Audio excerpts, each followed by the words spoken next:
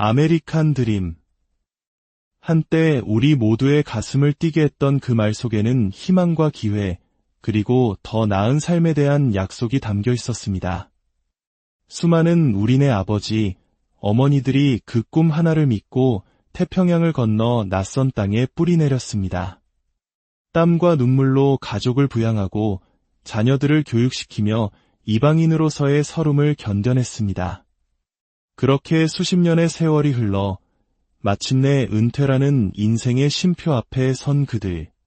하지만 꿈의 땅에서 맞이한 노년의 현실은 때로 꿈과는 너무도 다른 모습이었습니다. 오늘 우리는 다시 고국으로 돌아오는 이민 1세대들의 이야기, 그들의 마지막 선택에 담긴 절박한 현실을 깊이 들여다보고자 합니다.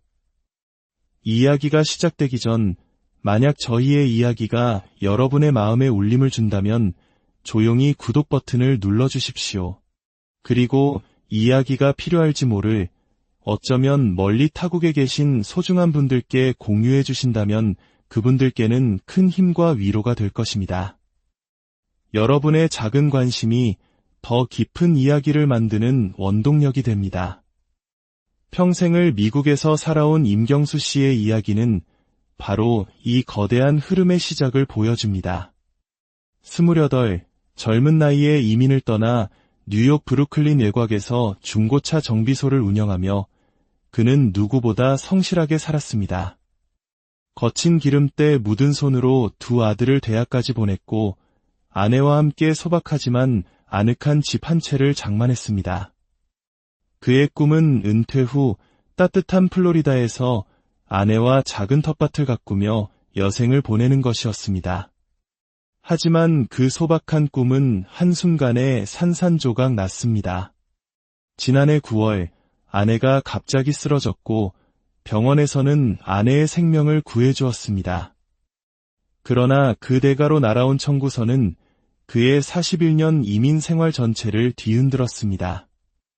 평생 모은 돈으로 장만한 집 한 채를 고스란히 팔아야 할지도 모를 만큼 엄청난 액수였습니다.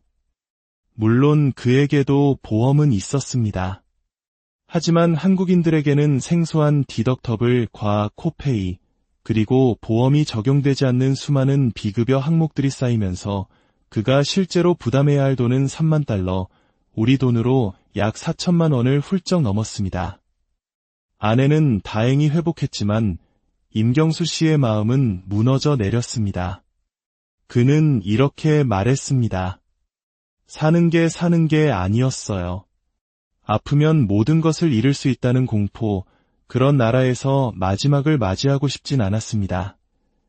그의 목소리에 담긴 것은 단순한 분노가 아니었습니다. 그것은 미국이라는 거대한 시스템 속에서 수십 년을 살아온 교포라면 누구나 한 번쯤 뼈저리게 느꼈을 법한 차가운 현실이었습니다. 은퇴 후의 삶은 더 이상 따뜻한 플로리다의 햇살이 아니었습니다. 살인적인 유료비에 대한 걱정, 다 커버린 자녀들과의 물리적, 심리적 거리감, 뼛속까지 파고드는 외로움, 그리고 복지의 사각지대. 그 속에서 교포들의 노후는 살아가는 삶이 아닌 그저 하루하루를 버텨내는 삶이 되어가고 있었습니다. 이민 1세대들이 다시 한국행 비행기에 오르는 진짜 이유는 단순한 향수나 고향에 대한 그리움 때문만은 아닙니다. 그 결정의 중심에는 더 이상 미국에서 버틸 수 없게 만든 냉혹한 구조적 현실이 존재합니다. 지금부터 들려드릴 몇몇 분들의 이야기는 바로 그 현실에 대한 생생한 증언입니다. 첫 번째 이야기는 조지아주에서 뷰티 서플라이 매장을 운영해온 66세 배우니 씨의 사연입니다. 10여 년 전 남편과 사별하고 자녀 없이 홀로 지내온 그녀에게 건강은 무엇보다 중요했습니다. 노인 의료보험인 메디케어가 적용되었지만 혼자 병원에 가는 일은 여전히 큰 부담이었습니다. 작년 겨울 허리 통증이 심해져 정형외과를 찾았고 MRI 촬영을 포함한 몇 가지 검사와 처방을 받았을 뿐인데 $2,000에 가까운 청구서가 날아왔습니다.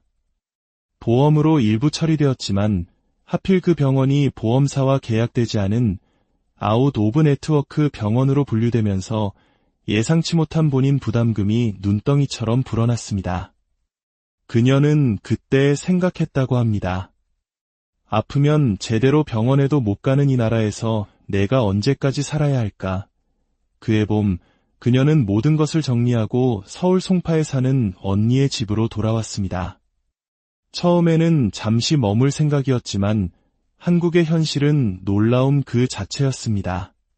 동네 보건소의 친절한 진료와 저렴한 건강검진, 그리고 무엇보다 상상할 수 없을 만큼 저렴한 병원비. 그녀는 한국에 완전히 정착하기로 결심했습니다. 한국에서는 건강보험 지역가입자가 되는 것이 어렵지 않았고 본인 부담금도 거의 없었습니다. 그녀는 말합니다. 무엇보다 병원을 두려워하지 않아도 된다는 그 마음의 평안함, 그게 가장 컸어요. 두 번째 이야기는 40년 넘게 택배기사로 일해온 70세 한상희 씨의 이야기입니다. 고된 육체노동이었지만 자식들을 모두 대학까지 보냈다는 자부심 하나로 평생을 버텨왔습니다.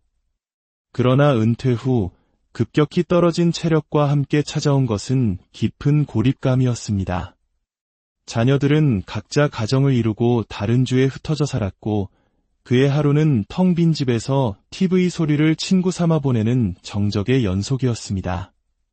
그 고요함은 평화가 아니라 영혼을 잠식하는 외로움이었습니다. 작은 통증 하나에도 심장이 덜컥 내려앉았습니다. 병원 예약은 하늘의 별 따기였고 보험 규정은 너무나 까다로웠으며 특히 응급실은 공포 그 자체였습니다. 친구의 권유로 한 달간 한국에 머물게 된 그는 인생의 전환점을 맞이합니다. 동네 노인복지센터와 보건소에서 만난 비슷한 연배의 노인들과 나누는 대화 속에서 그는 잊고 있던 사람 사는 온기를 느꼈습니다. 건강상담, 혈압관리, 소규모 운동 프로그램이 모두 무료로 제공되었습니다. 그는 말합니다. 한국은 내 나이를 불편해하지 않더군요. 오히려 더 챙겨주고 걱정해줬습니다. 그는 미국으로 돌아가지 않았습니다. 지금은 경기도 의정부의 작은 임대 아파트에 살며 하루 2번 동네를 산책하고 이웃과 인사를 나누는 소소한 행복을 누리고 있습니다. 세 번째, 68세 이명희 씨의 사례는 조금 더 복합적입니다. 시카고에서 식당을 운영하던 중 뇌경색 전조 증상을 겪었던 그녀는 검사와 관찰 후 퇴원했지만 그 과정에서 발생한 병원비가 무려 $25,000에 달했습니다. 보험으로 상당 부분 보장받았지만 본인 부담금과 약값, 그리고 앞으로 계속될 재활 비용까지 생각하면 앞이 캄캄했습니다. 결국 그녀는 언니가 살고 있는 전주로 귀국을 결정했습니다. 한국에서의 치료 과정은 감동적이었습니다. 건강보험 적용으로 진료비 부담이 거의 없었고 뇌졸중 위험군으로 등록되어 국가로부터 정기적인 관리와 약 처방을 받을 수 있었습니다. 하지만 그녀의 마음을 울린 것은 돈이 아니었습니다. 의사가 그녀의 손을 잡고 다음에도 조금이라도 불편하시면 걱정 말고 언제든 오세요 라고 말해주었을 때 그녀는 미국 병원의 차가운 분위기와는 너무도 다른 따뜻함에 울컥했다고 합니다. 미국에선 내가 병원에 가는 것만으로도 민폐를 끼치는 것 같았어요. 그런데 여기선 내가 돌봄의 대상이 되더라고요. 이 세 사람의 이야기는 우리에게 질문을 던집니다. 과연 이민 1세대의 노후에 필요한 것은 무엇이었을까요? 그들은 결코 자산이 넉넉하지 않았습니다. 하지만 그들은 미국에서의 삶이 더 이상 지속 가능한 구조가 아니라고 판단했습니다. 그리고 그 판단의 핵심에는 단 하나의 진실이 있었습니다. 아플 때 두려운 나라에서 보내는 노후는 더 이상 삶이 아니다라는 것. 한국으로 돌아온 교포들이 공통적으로 말하는 만족 요인은 크게 5가지로 요약할 수 있습니다. 첫째, 압도적인 의료비 부담 감소입니다. 국민건강보험 적용으로 진료, 검사, 약값이 미국과는 비교할 수 없을 정도로 낮고 응급 상황에서도 돈 걱정 없이 병원을 찾을 수 있다는 심리적 안정감은 무엇과도 바꿀 수 없습니다. 둘째, 뛰어난 의료 접근성입니다. 걸어서 갈 수 있는 동네 병원부터 전문적인 치료가 가능한 종합병원, 그리고 저렴한 비용으로 예방관리를 받을 수 있는 보건소까지 다양한 선택지가 있고 예약과 대기 시간 또한 예측 가능합니다. 셋째, 깊은 정서적 안정입니다. 같은 언어와 같은 문화 속에서 자신의 아픔을 온전히 설명하고 이해받을 수 있다는 사실은 특히 노년층에게는 단순한 편의를 넘어 생존의 문제입니다.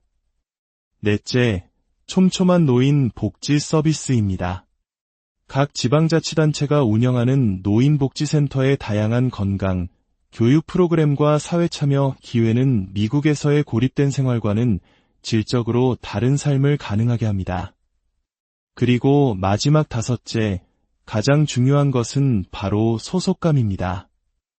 미국에서 그들은 평생을 일했지만 늘 사회의 주변인이었습니다. 그러나 한국에서 그들은 자신의 주민등록번호를 가진 당당한 구성원이며 병원 접수대에서 자신의 이름이 불리는 사회의 일원입니다. 어떤 이들은 그 사소한 경험만으로도 내가 살아있구나 하는 느낌을 받았다고 고백합니다.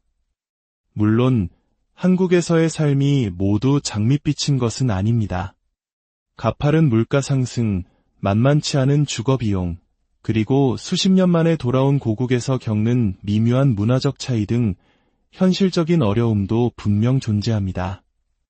그러나 이 모든 어려움에도 불구하고 교포들에게 한국은 적어도 살아갈 수 있는 나라, 그리고 아플 때 병원을 피하지 않아도 되는 나라였습니다.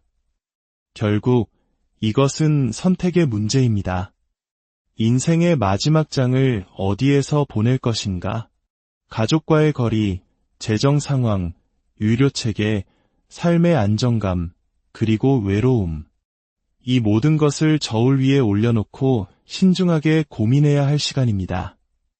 하지만 한 가지는 분명합니다. 그들이 한때 꿈의 땅이었던 미국을 떠나는 이유는 결코 단순하지 않다는 것. 그리고 그 이유 속에는 더 나은 삶, 더 인간다운 마지막에 대한 간절한 갈망이 있었고 많은 이들이 그 해답을 바로 이곳 한국에서 찾고 있다는 사실입니다. 한 교포가 남긴 말이 귓가에 맴돕니다. 이걸 알고 나니 더는 미국에선 못 살겠더라고요. 그 짧은 한마디 속에 그들의 수십 년 이민 생활의 희로애락과 마지막 선택의 이유가 모두 담겨 있습니다. 고향은 단지 태어난 곳이 아니라 아플 때 두렵지 않고 외로울 때 기댈 수 있는 마지막 순간까지 존엄하게 숨 쉴 수 있는 곳이어야 합니다. 당신의 노후는 마지막 여행이 아니라 새로운 시작이어야 하기 때문입니다. 그리고 그 시작은 당신이 굳건히 발딛고 설 수 있는 현실의 땅 위에서 비로소 가능합니다.